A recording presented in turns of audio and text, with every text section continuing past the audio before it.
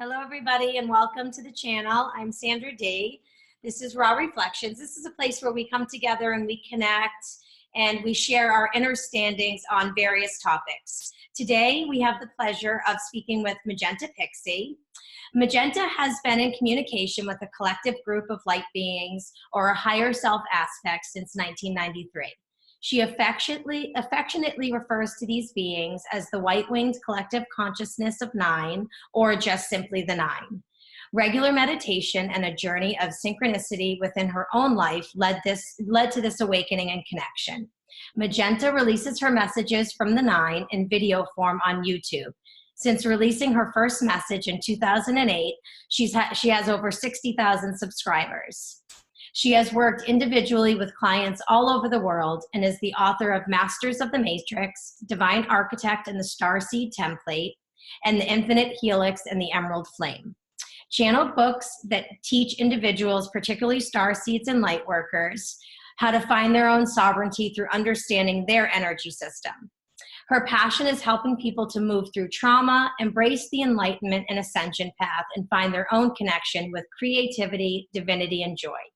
Magenta, thank you so much for joining us. It's such a pleasure to finally connect with you. Thank you, Sandra. So today I would like to touch on a few different topics with you, and I thought maybe we could start with the subject of channeling. My first question about channeling would be, and I try to think of some of my subscribers, and a lot of my subscribers tend to come from a more grounded perspective. I have a little bit more of a higher dimensional perspective, I think, in terms of channeling. And it's my sense that channeling is a modern term for what some would consider to be a medium or a psychic. Is that correct? Can you speak to that? I do think that is correct, but I think, it's very open to interpretation. I have heard people talk about channeling, and they will say how channeling is potentially dangerous because an entity is coming in and taking over your body, and you don't know what you're doing, and you lose your consciousness and allow this entity to use your body. And people have referred to that as channeling. Many people refer to that as channeling, but I personally would call that possession, not channeling. I've heard other people say, I don't channel. I don't ever channel. What I do is download packages of information and I open those downloads. Well, that's what I do, which I call channeling. I've heard other people say things like, I don't ever channel. What I do is I'm in a state of telepathy with universal consciousness. It's not channeling, it's telepathy. Well, that's what I do as well. So there are loads and loads of different explanations for channeling. So the way I would class mediumship would be someone obviously is a medium, as in the medium between the communication between one entity and another entity. So yes, that's what channeling is. But in the third dimension, mediumship is very much used for those who communicate with spirit individuals, those who've passed to the spirit world. So someone communicating with a human individual and their passed over relative that's in spirit, they would be classed very much as a medium. And a channel is usually someone who is communicating with different entities rather than spirits who've passed over and are still presenting as the form that they were when they were in incarnation. A channel will communicate with archangels and angels and light beings, but it is a misleading term because when you actually do start to channel and communicate with those light beings and those angels, and you start to question them and ask them who and what they are, you will realize that not only are they angels and light beings, which is all true, but they are also the cells of your body. They are the chemicals within your brain. They are the DNA within your body. They are your cellular memories. They are the deep creative aspect of you. They are the potential future versions of yourself or the potential higher versions of yourself. they are so many different things. So channeling can be misleading, but I will make it clear that what I do is not what is classed as possession. And you will hear channels saying channeling is dangerous. And from that point of view, when they're perceiving channeling to be possession, I would agree with them. So channeling is open to interpretation. Really, really it is. Right. And I've heard you touch, because I watch a lot of your videos. Confession, I haven't read any of your books. I actually am more of an audio learner. So, and of course, time is very valuable and rare, spare time in my existence right now. So, I haven't read the books, but I listened to all of your YouTubes, and I've heard you touch upon channeling before, and in terms of it being aspects of you in other dimensions. Yes. Like fragments of you, almost as if, not to say that your soul is fragmented, or that any channeler's soul is fragmented, but we're all at a base level energy, and it's easy for me to understand that energy can be in multiple different places, or the essence of that energy can be in multiple different places at once. So different aspects of you being universal or cosmic in different places in the cosmos, if you will. And when you spoke of that, it resonated so deeply with me. There was just this deep understanding. It made a lot of sense when I had heard that. Now, what would be, so you spoke about medium, but what about psychics? Where does that leave psychics on the line? Well, channeling, mediumship, and psychics. So it's great questions here.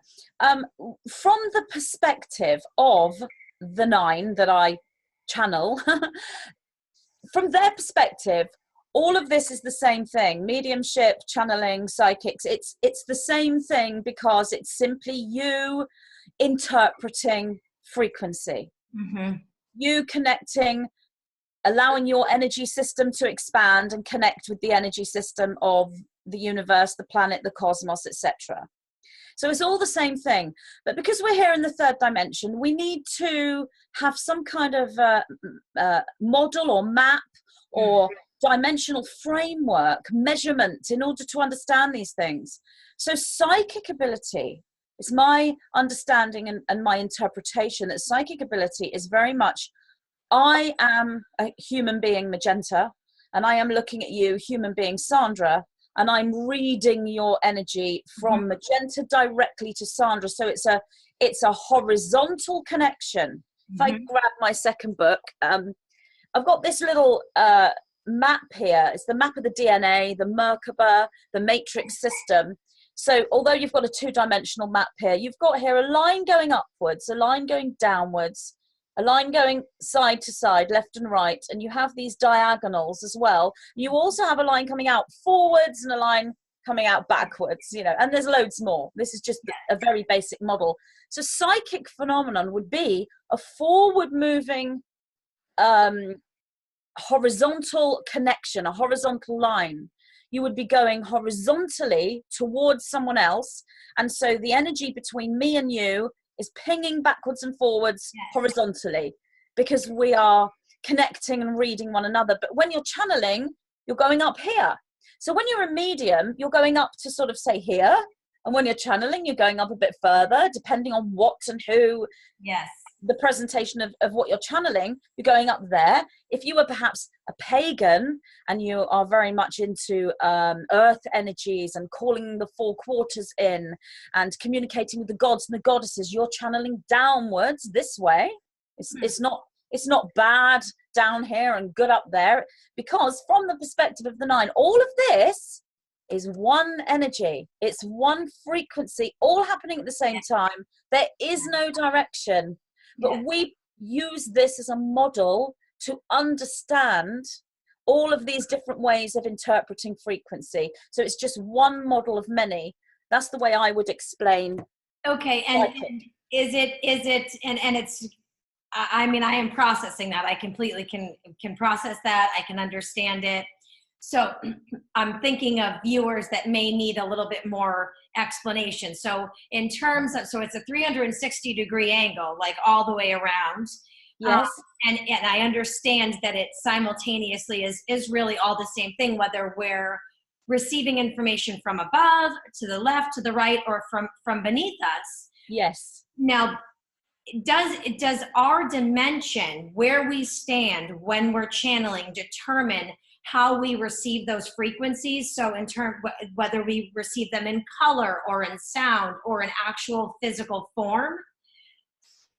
Well, everyone receives the signals differently and interprets them differently in a very unique way. So somebody may see color rays, frequencies, shapes, geometry, entities. Some may be communicating with fairies, unicorns, whatever.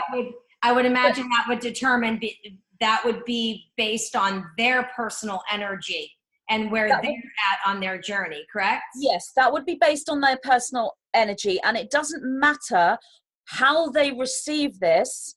The issue is whether they're receiving it in balance. So whether they're communicating with a geometric frequency, wavy lines, horizontal silver lines, whether they're picking up toning, or whether they're actually speaking to an entity, a wizard with a big blue hat on and a lovely cloak with stars with a huge magic wand, Gandalf, you know, Obi-Wan Kenobi. It doesn't matter as long as they're in balance, and the dimension that they are anchored within will determine how accurate and how balanced and how cohesive the message is. So the place to be is right here in the center. That is, if you've heard of Taoism, that is the Tao. That's the central point. That's the pivot point. That's the nexus. That is the 0 point. But if you are anywhere outside of this, then you can be very ungrounded in your accessing of this higher dimensional or psychic energy. If you are outside of this central point, then you will be distorted somewhat in how you pick things up, and your interpretations won't be as accurate. You know, you can be here and be picking up quite metaphoric information, but it can still be balanced. It's your own interpretation is another tool to your toolbox that comes from the mind. If you need to be here, if you are anywhere else outside of here, when you connect in, then there's distortion. So okay, so for example, I have had moments where I have been able to, and I just know that I was connecting with higher forms of myself, and it was coming in color, more like a ribbon moving. Yes. You know, I knew I was went up. I was in a meditative, borderline hypnosis meditative state, and the intention was to go up, and I picked up on like ribbon, like they were moving like ribbons, weaving in and out. But it's just a sense that there was a group. Then I've had moments where higher dimensional beings, or even lower, if you will, in terms of earth-like elements, fairies and pixies. The earth elements, right? So now I haven't, the messages that I received from those types of beings have come through more of an earthly avenue, if you will. And I believe that's because, as we spoke about, I do teeter a lot between being in this dimension and earth-like realities and higher dimensions. So I feel as though, for me personally, and I'm wondering if this is actual truth, or if this is other people experience this as well, because I weave in and out so often. You know, I'm a daily meditator. I have a very big passion for spirituality, and and growing myself spiritually. I understand that I'm a spiritual being, and I aim to stay spiritually healthy and continue to evolve and grow my spirit and learn what I can here. And then, of course, ground that back into the earth. So I'm constantly weaving from spirit to earth, I feel, is the best way I can explain it. So when I get messages from higher aspects of myself, I'll say, because that resonates with me to be true, is sometimes these aspects of myself will communicate in an earthly avenue. So it will come through a conversation with somebody else, another human being, or it will come in a particular Instagram post. I mean, is this true? Am I sensing this to be correct? Like, these are the message, this is how divinity works through to get to us, get messages to us. So if someone is asking that question, is this true? Is this how it works? They wouldn't be able to ask that question unless it was actually happening, because they wouldn't be receiving it. Okay. The answer is yes. What you are describing is multidimensionality, and I do exactly the same as you. Mm-hmm. What you're doing here is the externalization of energy and frequency and intelligence is coming in from different points of perspective. So when you're communicating with an earth type energy, a forest fairy, these pixies and leprechauns and gnomes, they will have a perspective that is in alignment with the image that you are holding for them. So while you hold an image for them, so say you are seeing a little fairy, your image is of a fairy, your perception is of a fairy, you are giving that fairy consciousness simply by your own thought of it. But from the fairy's perspective, it is an individualized entity with a specific perspective and consciousness. It's a being from its perspective. So you move into a communication, but you aren't going to get unified, complete, omnipresent messages from a fairy. What you're going to get is information that the fairy can give you from its point of perspective, even though it's part of that omnipresence. However, the fairy, as a gatekeeper, and a wonderful gatekeeper they are, I must say, will assist you in opening up to the omnipresence and the higher dimensional entities. So what you're doing here is taking this book again, you're working with all of this. When you're going to the ribbon, it's funny you should mention the ribbon. One of the meditations that the 9 have used, and I believe it's in this book, it may be in the 3rd one, but it is about, as you visualize this matrix, as you visualize the road in front of you, which is your future path, your horizontal connection, they ask you to visualize this as a waving ribbon of color. And in the meditation, because when you visualize a waving ribbon rather than a horizontal line, you are visualizing more accurately the frequency of the cosmic universe, which is actually waves. They're not really straight horizontal lines. We only perceive that in order to actually understand the model. Everything is a waveform.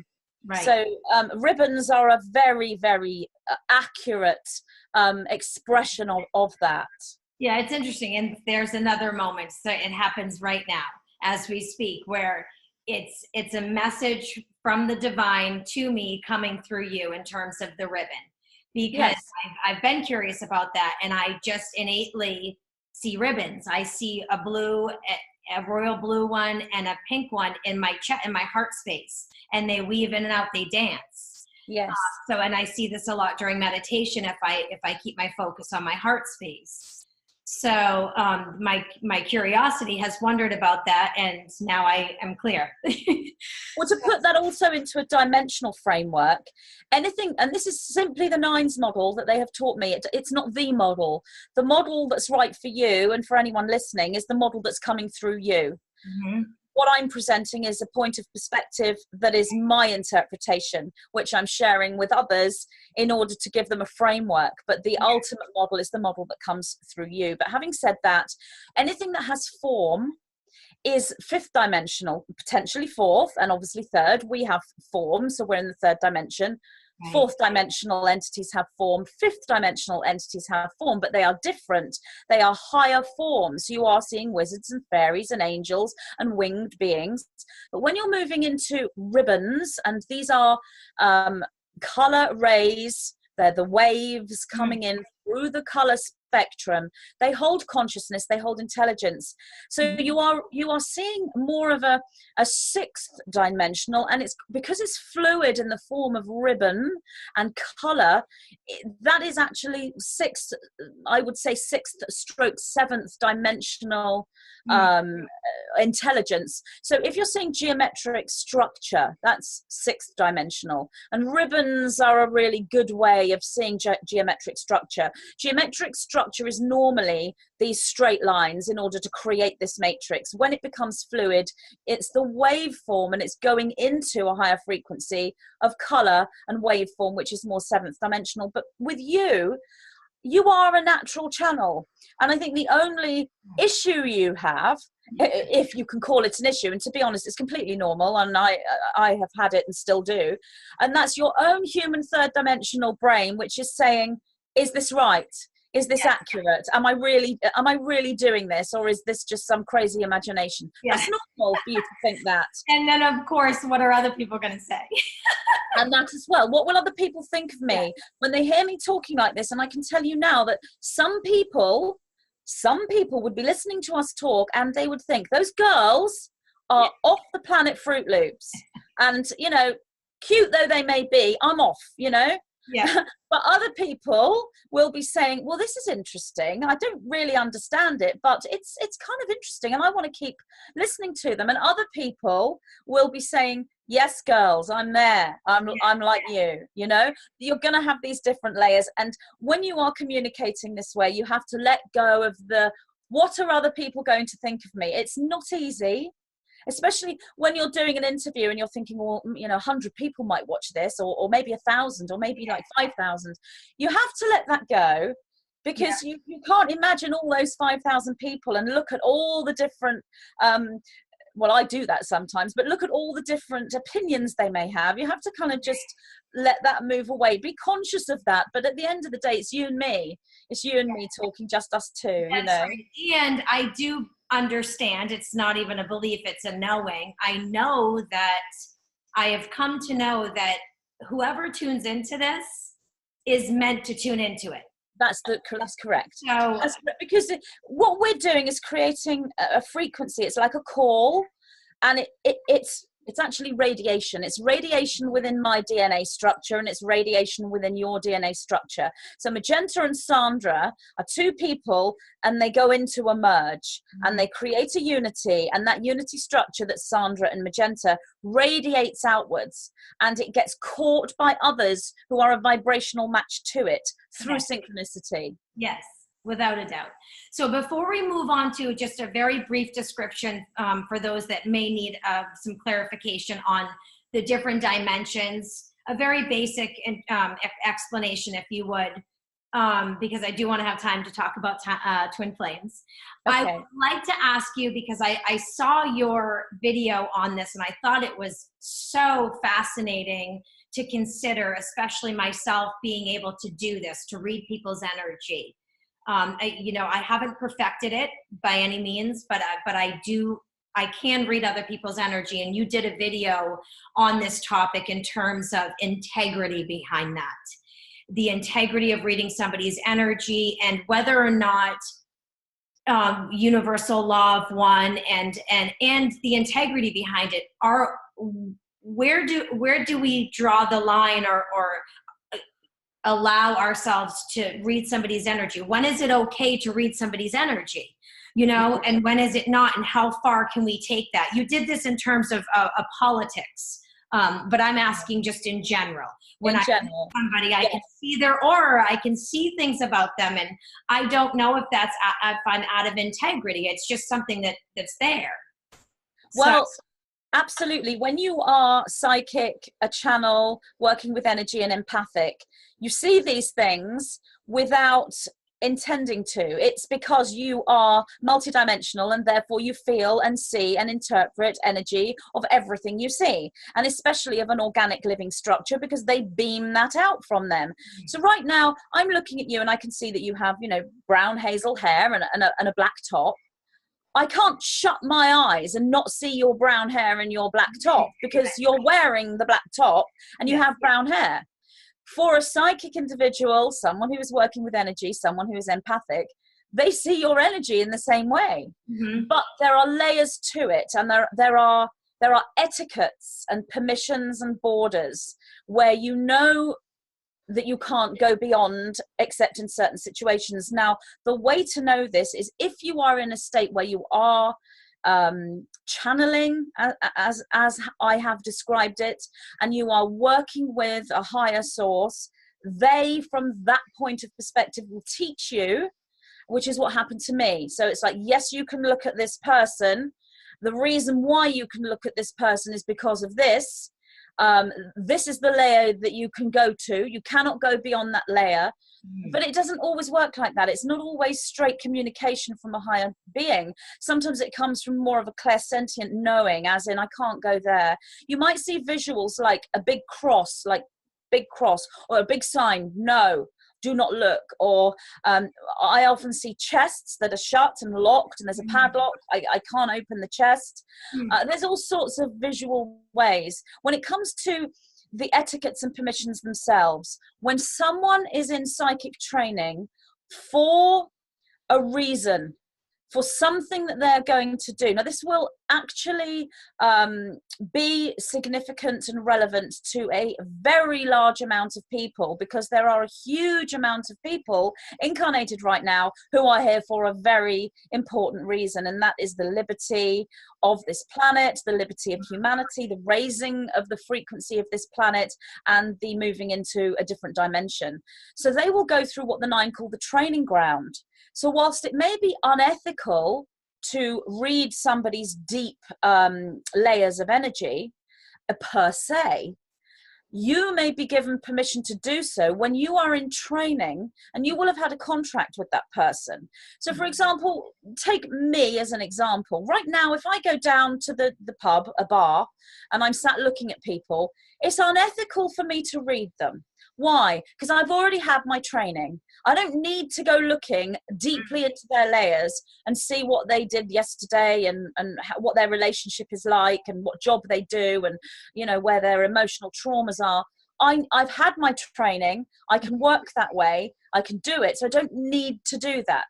However, 20 years ago, I would go into a pub / bar, and I was in training. I was being taught. So I would be looking at that person because I was being taught how to do it. So there would have been a contract in place. So the ethics and the boundaries will change depending on where you are. But I have to say, I know lots of people within the light worker / new age community who really do not have any understanding of the boundaries and ethics. And I've actually heard people say, oh, I'm going to send that person some healing. He's really ill. I can see that he's been ill for the last month. He's not got a lot of good energy. I'm going to send him some healing right now. And I'll say, well, you haven't asked him if he wants that healing. Right. Oh, yes, true. I'll just quickly ask his higher self. That his higher self has said yes. I'm going to blast him with healing. And it's like, well, this is fluffy bunny. Without being rude, it's fluffy bunny new age nonsense. They must learn to have integrity and grounding within this. To blast someone with healing energy without their permission is like walking into someone's house, picking the locks, going through their front door, seeing a load of dust on the carpet, getting their hoover out and cleaning it up and saying, oh, well, I hoovered your floor for you. Yes, it's a wonderful gesture. Of course you want your floor hoovered. It's dusty. How lovely someone wants to hoover it. But they don't know who you are. You've just walked in through their front door. Would you do that in real life? Right. Maybe some people would, but, you know, predominantly the answer is no. So, but then there are times when individuals are unable to communicate with you. It's not really about, oh, I'll quickly ask their higher self. It's much deeper than that. You would find out on many levels before sending healing to someone without their permission. There are very few situations where that would be ethical. but when it comes to sending healing to the earth and to this dimension and to humanity in general, and that's the way to do it, rather than thinking, you know, Fred over there needs healing. Right. But I haven't got Fred's permission. So what I'm going to do is I'm going to send some healing energy out into the universe. I'm going to ask the higher beings of full Christ consciousness and integrity to utilize this healing energy that I've freely given. If it is right for that to fall onto Fred, right, then that's so be it. You are working in integrity and you are honoring the boundaries when you do that. Excellent. And to add to what you just said, and this we can lead into transmutation really quick with this, because I'd like to talk about that. It's been a big part of my journey. You know, I'll be sober 4 years in June from alcohol and prescription drugs. So wow, because I sorry to interrupt you, reading your energy fields, and obviously I haven't gone deeply, but I have to say that is not in your field. It might be deeply in, but in the first few layers, which, I mean, you know, I can go out into public and I can see people with alcohol addiction and drug addiction very strongly in their fields. It's like wearing a black top. You can see it. It's sitting right there in that first layer, and you think, oh gosh, you are flooded with alcohol. You know, you can just see it. It's not there in you. It's way, way, way, way out. I would have to really hunt deeply to even find it. So whatever work you have done, it's really, really worked. And I've worked really hard, and I keep working really hard. So the transmutation, I want to touch on that because I know there's going to be some people that listen to this that are on that journey. And in terms of transmutation, transformation, what type of, if you could give one recommendation for people on that journey, what would you say their go-to should be, or would really help them? Can you, I mean, transmutation is such a massive subject. Can you be more specific in what area, or what is your interpretation of transmutation? So when you speak of, you know, the healing, what brings me to that is, in terms of healing another, we really want to heal ourselves. We really want to heal right here. And that is what pours out to the planet and to our neighbors and to others that are suffering. So my understanding of transmutation would be that it truly is an inside job. It starts here. So, and meditation for me would be my number one recommendation, but so considering transmutation being that, a form of healing, of transforming our darkness into light so that we can offer that healing to the planet at this time of ascension, enlightenment, evolution. Okay. You know, so. Okay, so it will be different for every individual, but there are groups of individuals that have incarnated within specific frequencies. And that's just one model of how to perhaps read the energy fields and the particular mission and talents and desires of these groups of individuals. And that's the crystal field of individuals, the indigo individuals. So there will be different ways that this is approached. A crystal individual is very, very much a healer, very much a natural healer, and they will need to take their energy inward. So when they are healing outwards, they will circulate that energy. It will move around in a circle and go within, and as they heal themselves, they will radiate out exactly as you've explained it. Indigo individuals are more radiating outwards and then allowing energy to come into them. It's the same thing, just in a different direction. So for a crystal individual, what I would say to them, and they're much more, they don't have a very high ego. They are more, if anything, they have a little bit of lack of confidence, lack of self-esteem there. When they come into balance, they find their confidence and self-esteem, but it certainly doesn't go into ego. What I would say to those individuals is, don't measure yourself against anyone else. Don't look at someone else and think, oh, that person's so spiritual, I'm never going to be like that. Look at you. look at what you are, not what someone else is. It's very easy to follow someone else and want to be like them, but you are the unique shining star, not them, you know. Everything comes back to you. So to a crystal individual, it's very much about self-healing, self-preservation, self-care. They will need lots of softer methods like massage, absolutely meditation, working with energy, very, very connected to crystals. They will light candles and they will resonate with the fairy kingdom realm, very unicorn energy, very dolphin energy. It's all very, very pretty and soft and loving. They need to be their own best friend, and they need to be gentle with themselves because they're extremely sensitive. And when they look at the harshness in this world, some of them can't look. It hurts them so much and it causes instant trauma. And if you are like that, if you are being caused instant trauma from looking at the darkness in this world, I'm not saying ignore it, because that when you ignore and repress, that is not the way to move into transmutation. You can look at it, but I would say look elsewhere, look in different directions until you are ready to be able to look at the darkness and then transmute it naturally. But indigos are very different. They're much more active. Yeah, they might go for it. They might need more sort of different forms of exercise. Rather, the meditation's great, but their meditation will take on a different form. They need connection more. They need other people more. They connect. They can still be independent and still take the path of the hermit and be on their own, but they are more outgoing, more talkative. So that transmutation will be in alignment with your desires and your personality.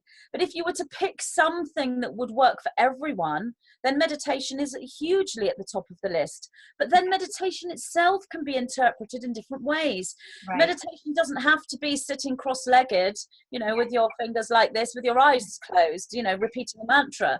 Meditation can be walking by a river with your eyes open and just soaking in the energy of the trees. Meditation can be a guided meditation. It can be a sort of a semi-dream-like state just before you fall asleep, just after you wake up.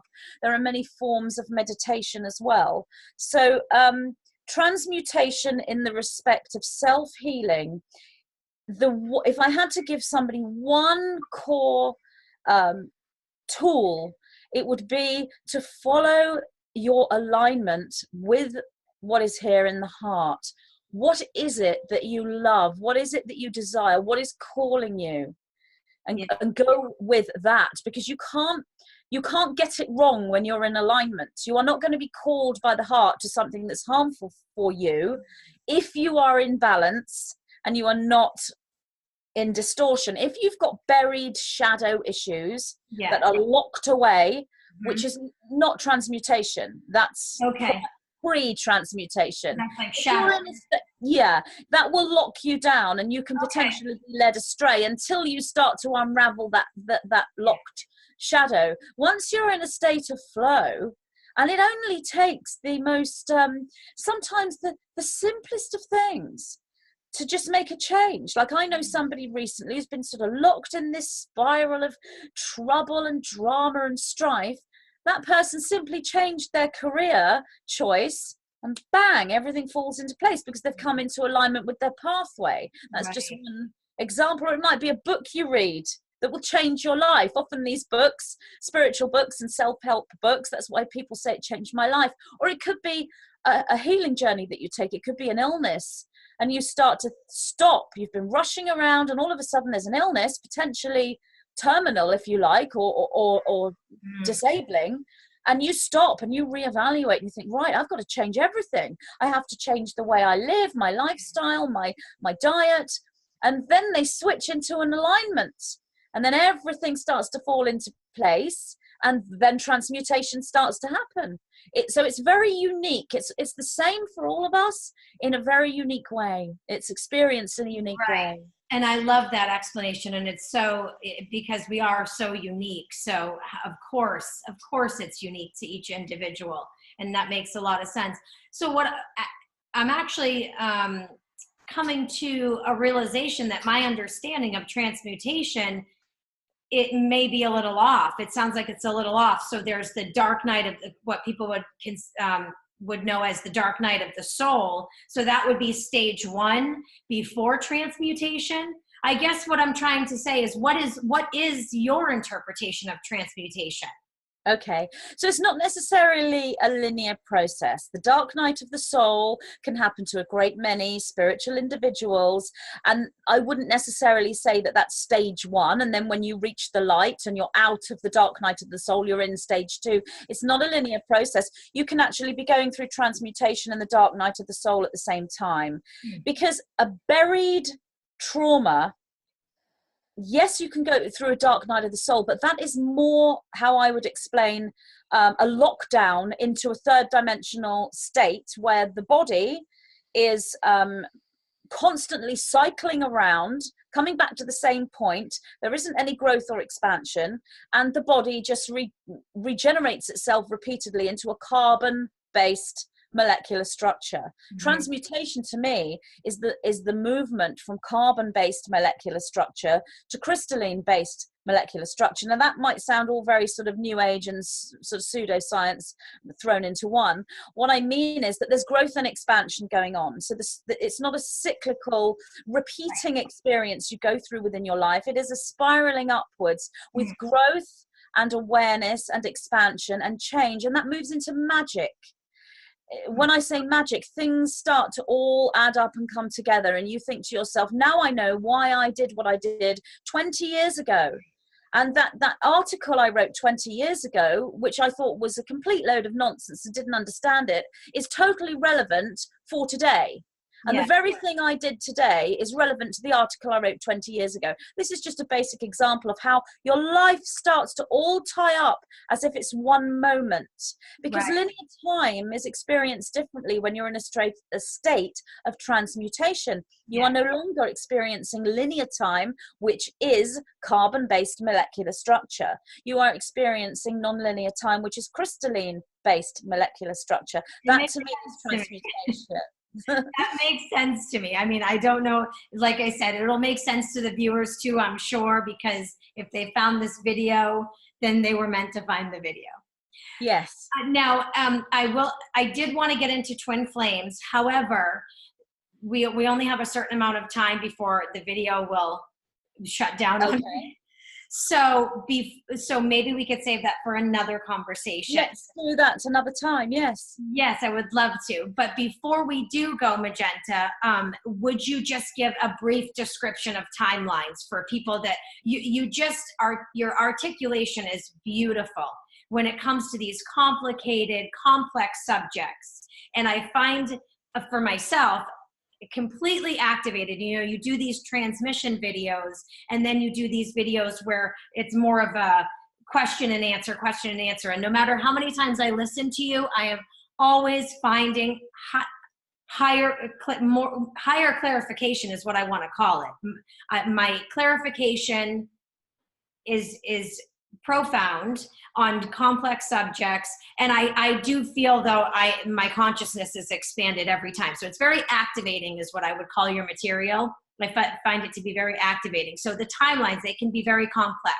So a brief description, as brief of a description for those of us that need some clarity on it. Okay, well, may I just say quickly that your articulation is also extremely good, and I don't know if you're aware of that, but it is. Also, you are articulating everything, that's all the thought processes that are going on. You are articulating them very well. Timelines, yes, deep and complex subject. Doesn't have to be. Timelines, dimensions, kind of the same thing, but two different directions. The easiest way to look at timelines is the choices that we would or have or could make. So you're wearing a black t-shirt today, but there's another Sandra who woke up and put on a white t-shirt. So we've got black t-shirt Sandra in timeline 1 and white t-shirt Sandra in timeline 2. Go read Schrodinger's cat, and that will show you about all the different alternates. Okay. So that's a basic model of a timeline. It's an alternate self that exists. So Sandra wearing a white t-shirt exists. She has consciousness. You are in this consciousness. where you're wearing a black t-shirt, but Sandra in a white t-shirt exists, and it's simply a fork in the road that you didn't choose, but she did, and she exists just as much, and you can communicate with her. So you take that further into all the different alternate versions of yourself. Eventually those alternate versions don't look anything like you. They are a different gender, then they are a different species, because you're going into extraterrestrial entities. Then you are looking at complete unity, and then you realize that every single individual in another timeline is you. And then you look at timelines for Earth, the planet, all the different versions of planet Earth, all the different versions of the solar system. Timelines are basically the manifestation of choices. So your individual timelines are manifestations of your individual choices, but global timelines are the manifestation of humanity's consciousness. Yes. But what I will say is that, which is very important, this planet right now, the timelines for this planet have been chosen by those who have deliberately known how to create magic and forge those timelines, and their intention has been less than pure. It has been a destructive intention. That's all changed, and the individuals that are now creating the timelines for this planet are the aware individuals like you and I, known as starseeds, known as light workers, conscious aware individuals, truth seekers. They're the ones creating the timelines now. This all switched around about 2012, 2013, you know, sometime around that time period, which is extremely frustrating for those who were creating the timelines, because they didn't want that to happen, and they've been in control of this planet for thousands of years. So it's a whole new ball game now. It sure we're is. seeing the results of this, and it looks like chaos, but it has to look like that while everything is changing, and while those original controllers are trying to cling on and get back what they had, which they cannot do. The timelines are set now because critical mass has been reached within those individuals. So your thoughts are so important, not just for your own individual life, but for the life of the entire humanity and beyond, because what we do on planet Earth affects all the other planets and all the other solar systems and universes. And all the other timelines, yes. So on that note, as I've always said, and it's an inside job. It really is. We have to look inward to get the outward experience that you have to become there. And I don't remember who says this, but you have to become what you seek. You do. And you can't look for it outside. You have to go in. It all starts with you. It really everything starts with you. You're the architect of this reality, and of all realities, and of reality itself. You are the architect, and knowing that changes the DNA, releases you from the carbon-based molecular structure into the crystalline-based molecular structure, and transmutation. Such a profound, fascinating conversation. I am so grateful that you joined us. Thank you so much. It's been such a delight. I'm tickled pink. Thank you. I look forward Magenta. And I look forward to our conversation on twin flames, because that in itself is a whole, at least another hour conversation. Well, I've got my diary here, so let's book it in after. Yes, so please don't go anywhere. Thank you everybody for tuning in. This is Raw Reflections. I'm Sandra Dee, and this is Magenta Pixie. Please find her on YouTube, and we love you so much, and we'll see you next time. Bye-bye.